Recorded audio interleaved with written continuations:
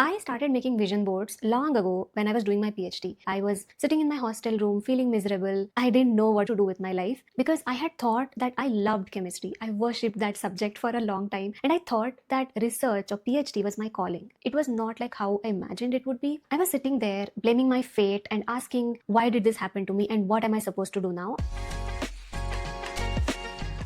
Hello. Last year, me and my husband were in long distance marriage, and one of the biggest visions that I wanted to manifest, which was on my vision board, was to come here to Europe and join my husband. And that came true all of a sudden in October, November. So I'm here to give you that life update and also talk about my process of setting vision boards, setting goals, because this is that time of the year where we are all very motivated to change ourselves, New Year resolutions, goals, and whatnot. So today I want to talk to you about vision boards, how my process has evolved over the years, the mistakes I used to make while making the vision board, and one thing I did differently this year that helped me manifest everything, almost everything from my last year vision board. Let's start with the life update. If you don't know, me and my husband, we were in long distance marriage for 1 year. So last year I was at my parents' place, and for some time he was at his parents' place. He was supposed to come here to Poland in January, February, and I was supposed to join him after 3 or 4 months. So I had all these pictures of our new home, staying together, maybe the beautiful view from the home office and all that. But it was getting delayed so much. His appointment, my visa, everything kept getting so delayed. And I didn't think any of these visions from my last year vision board would come into reality this year. But thankfully, at the end, everything got magically aligned. I manifested so many things from my vision board. I came to Poland. I got reunited with my husband, of course, and I saw my first snowfall. I'm going to see my first Christmas here. So I'm feeling so grateful about it. That is the life update I wanted to give. I started making vision boards long ago when I was doing my PhD, maybe 2016, 2017 or something. I still remember the day it all started. I was sitting in my hostel room feeling miserable. I didn't know what to do with my life because I had thought that I loved chemistry. I worshipped that subject for a long time and I thought that research or PhD was my calling. I had worked really hard writing competitive exams, giving interviews, and when I got selected in that particular institute for PhD, I was so happy. I was on cloud nine. But then 1 or 2 years into PhD, I started feeling I'm not enjoying that. I was not enjoying the research. It was not like how I imagined it would be. I didn't like the process of research. I didn't like the process of experiments. I didn't like the work culture, or the stress was getting to me, and I felt I didn't belong there. I was sitting there blaming my fate and asking, why did this happen to me and what am I supposed to do now? And I came across this YouTube video. I don't remember exactly which one was it, but it was something around personal growth, setting goals, or you are in control of creating your own future, something like that. And I remember something shifting in me. A perspective shifted in me from victim to a sense of control.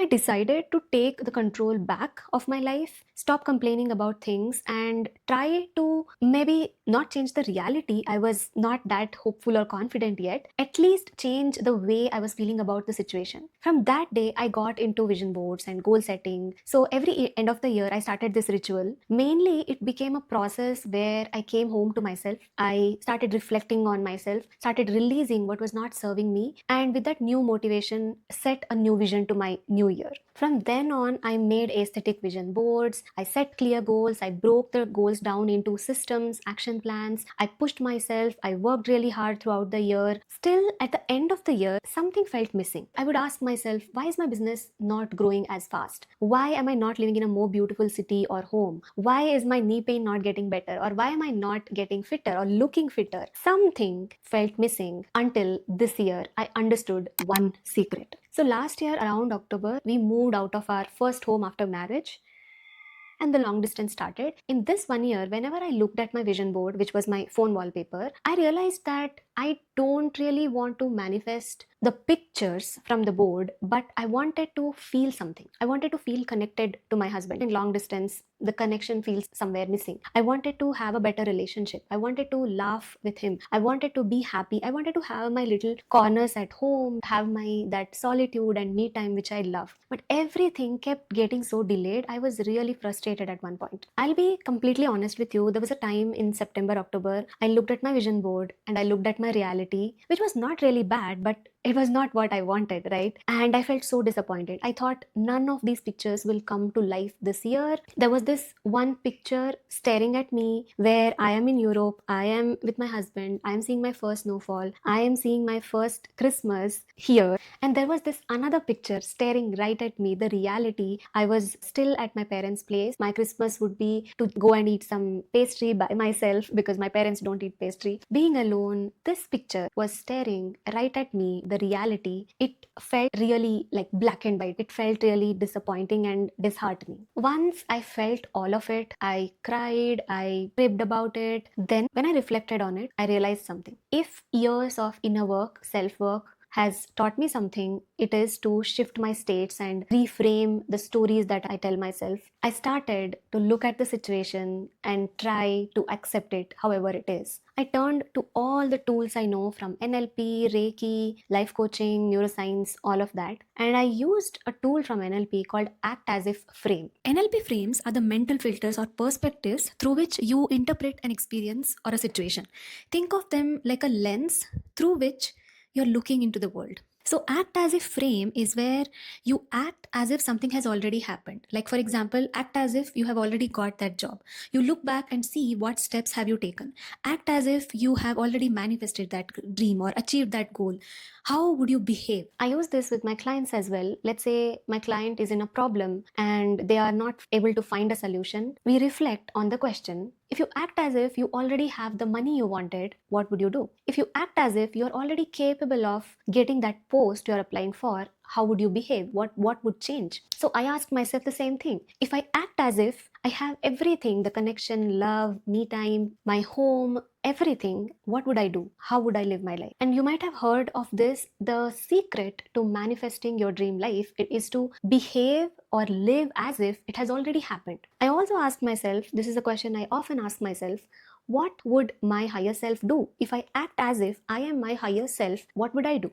So the answer came, I would just do my part, whether it was about the documents, visa, whatever, and not worry about the results. I would focus on everything that was in my control, my business, my health, getting fit, eating well. I would live in the present moment happily. I would stop outsourcing my happiness to someone or a different country or a different place or any other outcome. So I did that. I joined gym and focused on being consistent, learning how to work out, eating well, and making progress there. I focused on my business, launching every program that I wanted to. I focused on doing whatever I could in terms of visa or other documents. I started enjoying my present moment as well. I would take walks alone. I would enjoy little moments with my family. And when I started living that, everything else which was out of my control also started getting aligned. So I got my visa very quickly. Just in 1 month, I was here. I was in Poland, reunited with my husband, and witnessed everything on my vision board. So, over the years, this is what I have understood. The secret to manifesting your vision board into life is not just the pictures, it's the embodiment of that vision board girl. You need to tap into your subconscious mind and rewire your beliefs and behave like that person. It's the embodiment of that person. And it's not just about taking action, because I would take action every year, but I was so stressed about it. I was so focused on the outcome, whether it will happen or not. But when you lean into the magic of the universe, when you let go, when you surrender, then things happen automatically. So it's not just about taking action, but taking action from a calmer nervous system.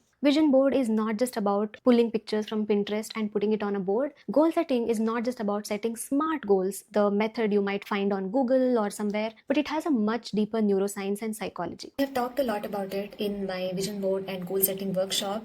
The recording is available now. The link is in the description. If you're interested, you can check that out. That's it. Thank you for watching. I hope you found some value in this video. I'm wishing you a very happy new year. I will see you in the next one. Bye.